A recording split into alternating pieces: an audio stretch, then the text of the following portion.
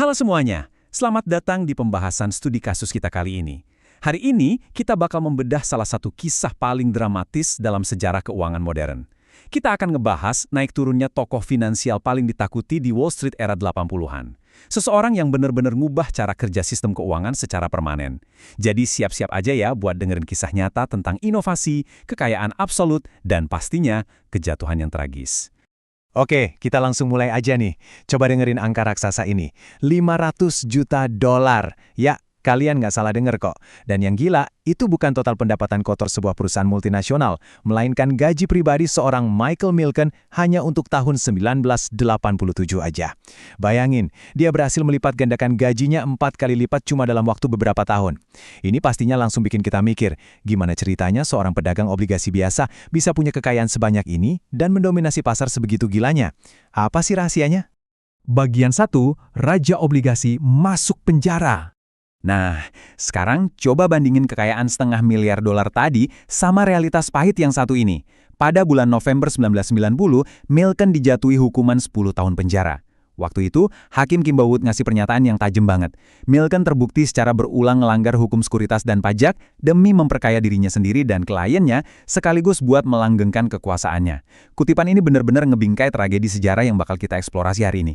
Gimana orang skuad dia bisa jatuh sekeras ini? Bagian 2. Apa itu junk bond? Buat pondasinya, kita samain persepsi dulu soal konsep obligasi perusahaan ini secara simpel. Intinya, obligasi itu cuma cara sebuah perusahaan buat minjam uang dari publik. Daripada mereka harus jual saham dan ngelepas kepemilikan atau ekuitas perusahaan, mereka nerbitin surat utang ini buat para investor. Jadi, investor ngasih modal awal, dan perusahaan janji bakal ngembaliin modal itu di waktu tertentu. Tentunya ditambah sama pembayaran bunga berkala. Masuk akal dan gampang dipahami kan? Nah, yang bikin ini benar-benar menarik adalah gimana pasar obligasi waktu itu kebelah jadi dua sisi yang sangat beda. Di satu sisi, ada obligasi investment grade yang dinilai super aman dengan bunga rendah, dan ini cuma khusus buat perusahaan raksasa yang udah mapan. Tapi di sisi lain, ada obligasi speculative grade atau yang sering dicap sebelah mata sebagai junk bonds alias obligasi sampah. Karena risikonya dianggap tinggi, obligasi ini harus nawarin bunga yang jauh lebih besar buat narik minat investor. Dan kalian tahu fakta yang mengejutkannya? Pada masa itu, cuma sekitar 6% perusahaan publik di Amerika yang masuk kategori aman. Itu artinya, 94% perusahaan benar-benar keputus dari akses modal bank tradisional raksasa. Dan disitulah letak peluang emasnya. Bagian 3. Revolusi Milken dan Drexel. Milken ngebangun kerajaannya di atas satu ide yang benar-benar brilian. Dia yakin kalau lembaga pemeringkat kredit itu salah kaprah, karena mereka cuma fokus sama kinerja masa lalu aja. Buat Milken, siapa yang mimpin perusahaan dan seberapa besar kemampuan mereka buat ngehasilin uang atau arus kas di masa depan, itu jauh lebih penting daripada sejarah peringkat kredit mereka. Dia percaya banget kalau banyak perusahaan yang dilabeli sampah ini aslinya punya prospek luar biasa, dan risiko bangkrutnya nggak segede yang orang-orang kira. Berbekal filosofi itu, Milken pada dasarnya nyiptain pasarnya sendiri khusus untuk junk bonds. Ini jadi senjata rahasia sekaligus keunggulan mutlak buat perusahaannya, Drexel. Mereka nggak cuma nerbitin obligasi loh, Milken ngasih semacam jaminan tersirat ke investor kalau dia bakal selalu siap beli atau jual obligasi itu kapan aja. Dia bahkan sampai nahan inventaris senilai $4 miliar. Likuiditas kayak gini benar-benar krusial, dan ini ngasih Milken kendali penuh, yang seringkali sangat tertutup atas seluruh jaringan finansialnya. Bagian 4. Era LBO dan Rider. Sekarang kita masuk ke konsep yang lumayan agresif, yaitu leveraged buyout atau LBO. Jadi, ini tuh strategi akuisisi di mana pihak pembeli ngambil alih sebuah perusahaan pakai duit hasil utang yang jumlahnya fantastis, biasanya sekitar 60-90%. Dan kalian tahu bagian paling gilanya? Jaminan buat utang raksasa itu, ya aset dari perusahaan yang mau dibeli itu sendiri. Lewat pendanaan kilat junk bond dari Milken ini, orang-orang yang disebut corporate traders tiba-tiba punya kekuatan modal yang gak terbatas buat nyaplok perusahaan yang ukurannya jauh lebih gede dari mereka. Dan efeknya benar-benar kerasa. Di rentang tahun 1981 sampai 1990, terjadi lonjakan yang luar biasa banget dalam nilai transaksi LBO. Khususnya, dari pertengahan sampai akhir dekade itu, angkanya meledak. Lonjakan masif ini benar-benar didorong langsung oleh mesin pembiayaan milik Milken. Gimana enggak, dia bisa ngumpulin komitmen miliaran dolar dari jaringannya cuma dalam hitungan hari. Pasarnya benar-benar memanas dan meroket tajam. Skala dari transaksi-transaksi ini emang bikin geleng-geleng kepala. Bayangin aja, Firma ekuitas swasta kayak KKR pakai utang yang luar biasa gede buat ngambil alih ikon-ikon bisnis Amerika.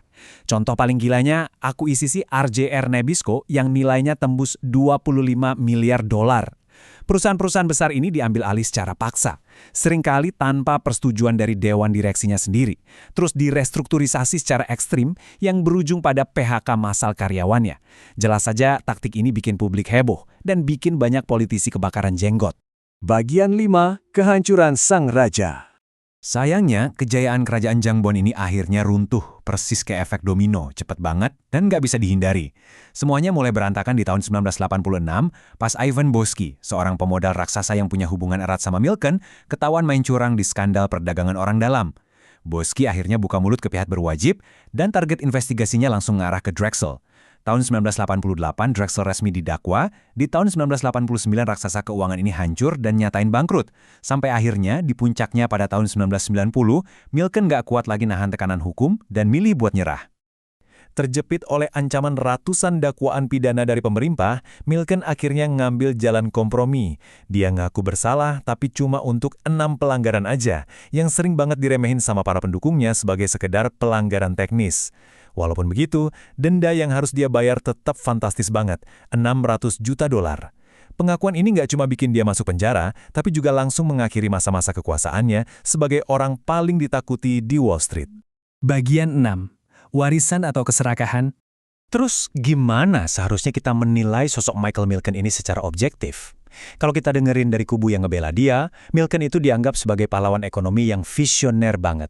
Jasa terbesarnya adalah mendemokratisasi akses modal. Dia ngalirin miliaran dolar buat para inovator dan pengusaha menengah yang selalu ditolak sama bank-bank konservatif. Aliran dana segar ini ngebantu ngebangun banyak industri baru, nyiptain ratusan ribu lapangan kerja, dan secara nggak langsung maksa banyak perusahaan besar yang tadinya kurang efisien buat ngerombak cara kerja mereka supaya jauh lebih baik. Tapi tunggu dulu, di sisi sebaliknya, para kritikus nyajiin realitas yang jauh lebih suram. Mereka berargumen kalau Milken itu justru memicu tingkat utang korporasi yang sangat ngebahayain stabilitas ekonomi secara keseluruhan. Dia dianggap ngasih senjata finansial ke para raider yang tega ngehancurin perusahaan tradisional dan mecat banyak pekerja cuma demi keuntungan instan jangka pendek. Parahnya lagi, banyak yang nuduh kalau dia ngejalanin jaringan orang dalam yang rahasia dan ngelakuin praktik curang demi ngambil alih saham-saham berpotensi dari kliennya, biar dia bisa makin kaya diam-diam. Jadi, poin krusialnya adalah warisan dari tokoh ini penuh dengan area abu-abu. Dia emang berhasil ngehancurin tembok birokrasi modal yang kaku, tapi di saat yang sama dia juga mainin aturannya sendiri di ruang gelap. Nah, saya mau ninggalin kalian sama satu pertanyaan ini. Kalau menurut kalian, apakah Michael Milken sebenarnya adalah seorang inovator jenius yang nggak dipahami di zamannya, atau dia justru representasi paling nyata dari serakahnya Wall Street di era 80-an?